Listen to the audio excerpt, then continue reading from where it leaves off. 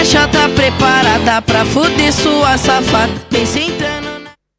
Assalamualaikum warahmatullahi wabarakatuh. Selamat siang Bapak Ibu sekalian. Saya Feti Pujawati, mahasiswa Magister Kesehatan Masyarakat Universitas Muhammadiyah Pontianak Angkatan Pertama. Pada kesempatan hari ini saya akan memaparkan studi kasus mengenai tanggap darurat banjir bandang di Kota Bahagia. Ditinjau dari aspek kesehatan lingkungan, terutama terkait air bersih, sanitasi, pengolahan sampah, dan ancaman vektor penyakit. Sebagaimana kita ketahui, banjir bandang melanda di Kota Bahagia setelah curah hujan yang sangat tinggi. Dampak cukup besar, ada sekitar 40% wilayah terendam banjir, ribuan rumah rusak, jaringan listrik yang terputus, komunikasi yang juga terputus, dan sekitar 80.000 penduduk harus mengungsi di 45 titik pengungsian. 2 hari setelah bencana muncul banyak masalah kesehatan lingkungan yang perlu kita ditangani segera, seperti keterbatasan air bersih, sanitasi yang tidak memadai, penumpukan sampah, serta meningkatnya risiko penyakit berbasis lingkungan. Bisa kita lihat di slide permasalahan 2 hari pasca bencana. Yang pertama, sanitasi air bersih tidak tersedia, kemudian penumpukan sampah di pengungsian, dan kemudian peningkatan risiko vektor penyakit, dan yang terakhir adalah pengolahan jenazah belum optimal. Berdasarkan hasil asesmen terdapat 4 permasalahan ini, yaitu yang utama yang tadi saya sampaikan.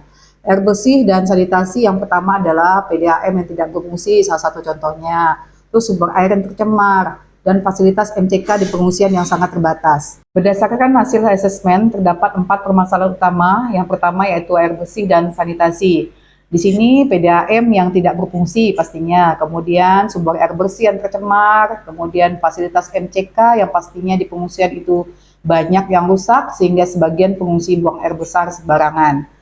Kemudian yang kedua adalah pengolahan sampah yang tidak berjalan dengan baik. Sampah ini sangat menumpuk, bercampur dengan air banjir sehingga meningkatkan risiko pencemaran. Dan kemudian ancaman vektor penyakit, ini genangan air dan sampah yang menjadi tempat berkembang biaknya nyamuk dan vektor lainnya seperti lalat. Terus kemudian sudah munculnya keluhan lagi dari masyarakat mengenai penyakit diare, demam, bahkan penyakit kulit. Kemudian yang terakhir adalah pengolahan jenazah.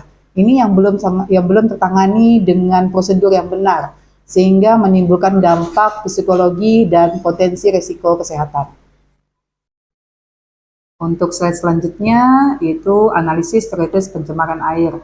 Di sini terdiri dari risiko penyakit waterborne yang tadi saya sudah sampaikan bahwa ada penyakit-penyakit yang seperti diare, kolera, tifoid, dan leptospirosis. Kemudian pada rantai penularannya ada air tercemar, air yang dikonsumsi, dan kontaminasi makanan dan infeksi akhirnya.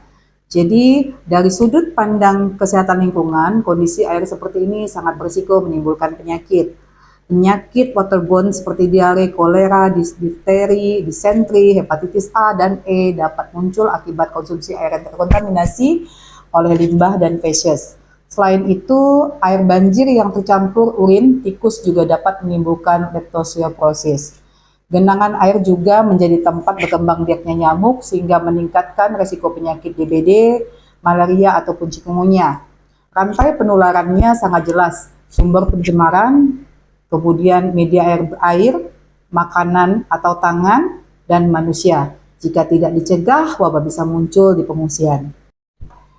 Terkait sampah, dalam situasi darurat seperti ini, sampah menjadi masalah serius. Sampah organik yang membusuk akan menarik lalat dan tikus. Sampah organik menutup saluran air dan memperluas genangan. Tumpukan sampah menyebabkan munculnya bau, kontaminasi makanan, serta meningkatkan risiko diare, tifus, maupun leptospirosis. Tanpa intervensi cepat, sampah dapat memperburuk kondisi lingkungan dan mempercepat penyebaran penyakit. Prinsip WAS dalam darurat. Ini terdiri dari 3 kategori dasar. Dalam situasi darurat ada 3 komponennya, yaitu air minum itu aman minimal 15-20 liter per orang dan per hari. Jadi kita diharuskan untuk meminum air minum itu minimal 15-20 liter per orang per hari. Kemudian sanitasi aman dan NCK darurat. Di sini dengan resiko ideal yaitu 1 toilet untuk 20 orang serta pembangunan MCK yang terpisah antara laki-laki dan perempuan. Dan yang ketiga adalah promosi higien dan CTPS, seperti distribusi sabun, edukasi cuci tangan menggunakan sabun, dan kebersihan lingkungan. Jika WOS tidak segera dipenuhi, risiko wabah akan meningkat secara cepat. Kemudian selanjutnya adalah regulasi dan pedoman.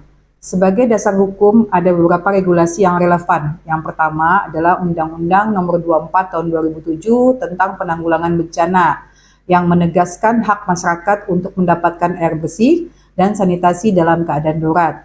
Yang kedua adalah regulasi tentang Permenkes Nomor 74 Tahun 2019 yang mengatur standar kesehatan lingkungan dalam pengungsian.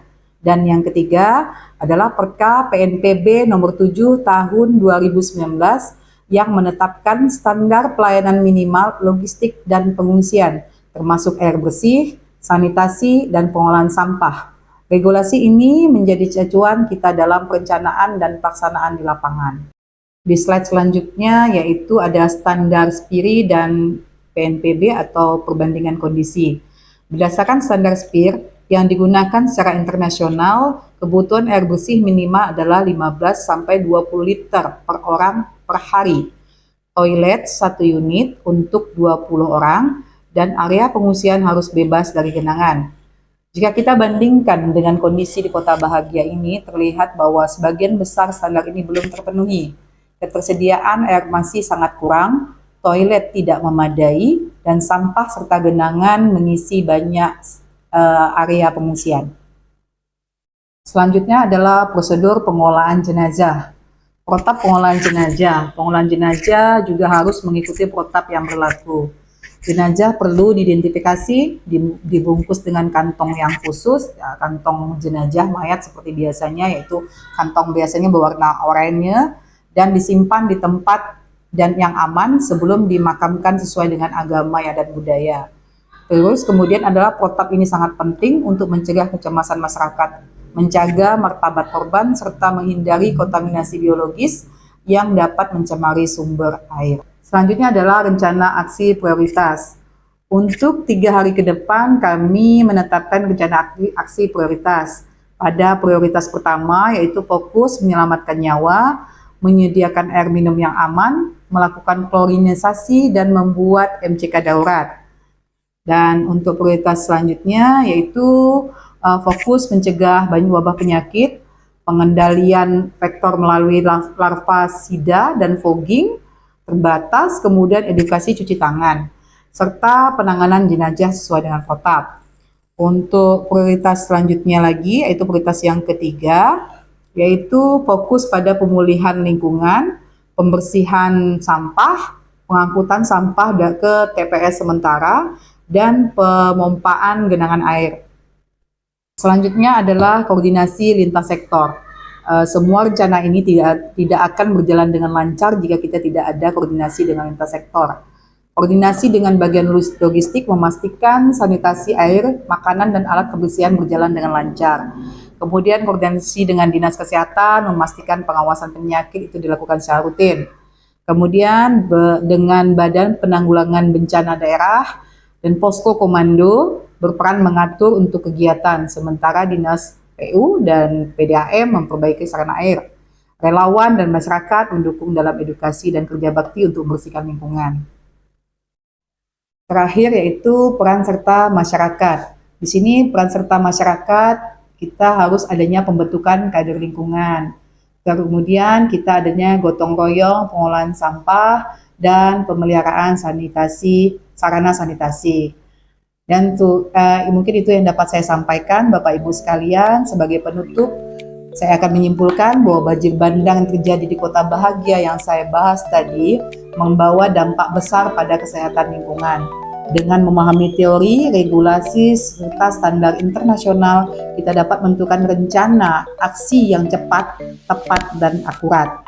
Koordinasi lintas sektor dan pelibatan masyarakat adalah kunci untuk mencegah wabah dan memulihkan kondisi lingkungan. Demikian presentasi saya, inilah yang saya dapat sampaikan. Terima kasih. Wassalamualaikum warahmatullahi wabarakatuh.